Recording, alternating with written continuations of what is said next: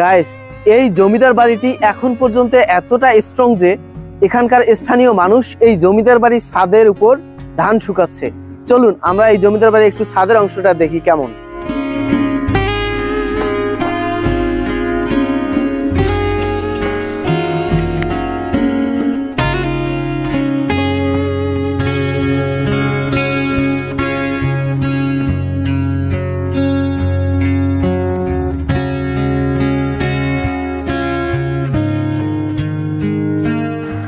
শুরুতে দেখতে পাচ্ছি যে এখানে কিছু অংশ ভাঙা, তবে বাকি অংশটা কিন্তু ঠিক আছে।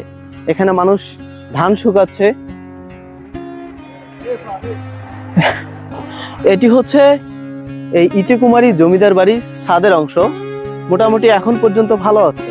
সেই জায়গা থেকে বলা যায় যে এখন যদি এই জমিদার বাড়িটিকে ভালো করে সংস্কার করা যায়, তাহলে আমার মনে হয় এখানে আবার পুনরায় বসবাস উপযোগী করে তোলা সম্ভব।